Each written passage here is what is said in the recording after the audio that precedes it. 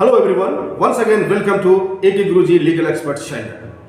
मैं एडवोकेट अजीत राणा आप लोगों के लिए फिर से एक नई जानकारी लेकर के आया हूं।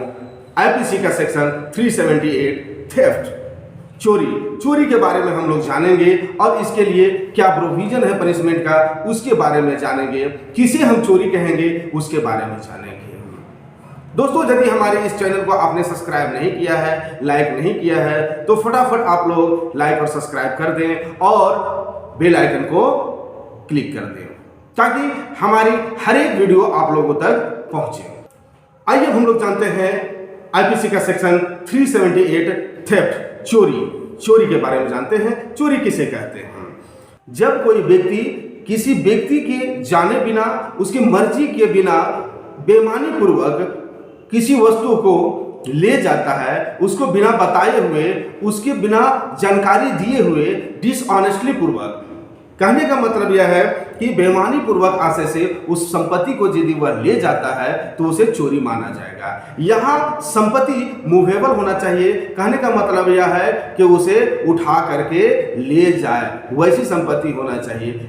फॉर एग्जाम्पल हम लोग जानते हैं कि मोहन ने सोहन का बाल्टी को उठा करके डिसऑनेस्टली पूर्वक, उसे बिना बताए हुए, उससे छिपा करके वह ले गया, उसे चोरी कहा जाएगा।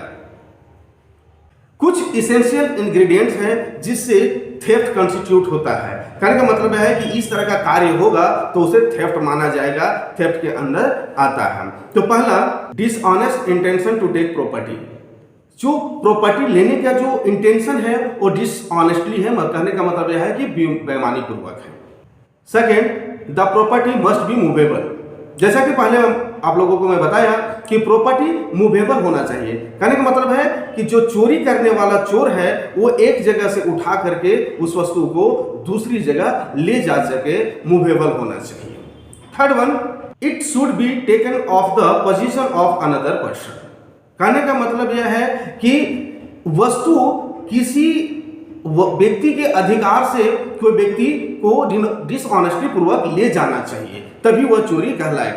सपोज कोई व्यक्ति एक सामान रखा हुआ है, कोई व्यक्ति आया और उसे उठा करके डिसऑनेस्टली पूर्वक, उसे बताए बिना उसे वह उठा करके ले गया, तभी वो थेफ्ट में कंस्टिट्यूट होगा, थेफ्ट में काउंट होगा। Next, it should be taken without the consent of that person. कहने का मतलब यह है कि जब कोई व्यक्ति किसी वस्तु को ले जा रहा है तो उसकी मर्जी के खिलाफ ले जा रहा है, उसकी मर्जी के बिना ले जा रहा है, उसे बताए बिना ले जा रहा है। Next, there must be some moving of the property in order to accomplish the taking of it. कहने का मतलब है कि वस्तु मूवेबल होना चाहिए, जैसा कि हमने बताया। जो उसने इकट्ठा करके रखा है, जमा करके कोई वस्तु को रखा है, उसके पास जो भी वस्तु है वो क्या होना चाहिए, वह मूवेबल होना चाहिए, ताकि वह उसे उठा करके एक जगह से दूसरी जगह ले जाए।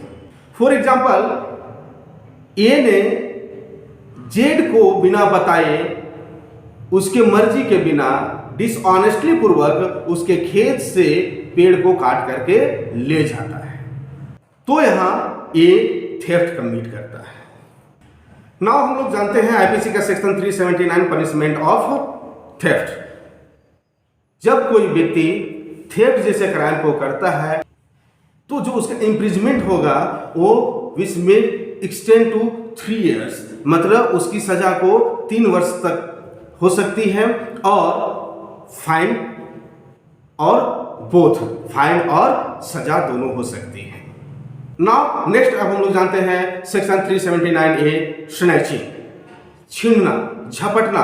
हम लोग आए दिन बाजार में देखते हैं, मार्केट से सुनते हैं कि किसी के गले से किसी ने चेन छीन करके भाग गया। यदि इस तरह की हरकत होता है, जब कोई व्यक्ति स्नैचिंग जैसे क्राइम को करता है, किसी के गले से चेन छीन लेता है या किसी अन्य प्रकार का घटनाएं को कर देता है, तो वैसे लोगों के लिए पनिशमेंट का प्रोविजन है कम से कम 5 years और अधिक से अधिक 10 years का पनिशमेंट का प्रोविजन है, और उसके साथ उसे फाइन भी किया जाएगा, जो फाइन होगा 25,000 का होगा।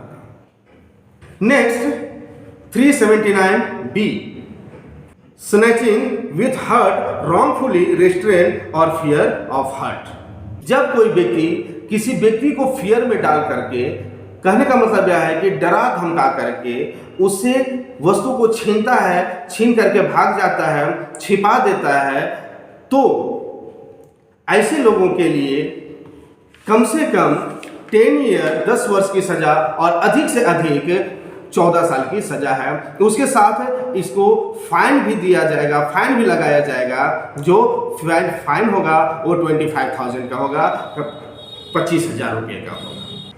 नेक्स्ट सेक्शन 380, थेफ्ट इन ड्वेलिंग हाउस। जब कोई व्यक्ति बिल्डिंग, टेंट, वेसल में चोरी करता है और बिल्डिंग, टेंट, वेसल मनुष्य को रहने के लिए, किसी वस्तु को रखने के लिए प्रयोग किया जाता है और इसमें चोरी किया जाता है, तो जो पनिशमेंट का प्रोविजन है वो 7 साल तक है। उसे 7 साल का पनिशमेंट भी मिल सकता है, इसके साथ फाइन भी किया जा सकता है, वो फाइन के लिए भी लायबल होगा। इसमें एक वेरी वेरी इंपॉर्टेंट टॉपिक है, वेरी वेरी इंपॉर्टेंट नोट है, वेरी वेरी इंपॉर्टेंट नोट है जिसे जानना बहुत जरूरी है। तो नोट में ये मैं बताता हूं कि जब कोई व्यक्ति, जो कोई हो, जैसे कि हम लोग आए दिन देखते हैं कि मंदिर में चोरी हो गई, मूर्ति चोरी हो गई और क्या क्या ना जाने चोरी होते रहता है। तो इस तरह की घटनाएं को, जब कोई मंदिर में मूर्ति को चोरी करता है, घुस करके मूर्ति को चोरी कर लेता है या तो फिर किसी अन्य सामान को चोरी कर लेता है, तो वैसे लोगों के लिए एक अलग से पनिशमेंट का प्रोविजन बनाया गया है। वैसे लोगों का पनिशमेंट का प्रोविजन है कम से कम 2 इयर्स और उसे बढ़ा करके 3 इयर्स तक किया जा सकता है। इसके साथ उन लोगों को फाइन भी किया जाएगा जो 2,000 से कम नहीं होगा। जो फाइन के लिए लायबल होगा वो 2,000 तक होगा।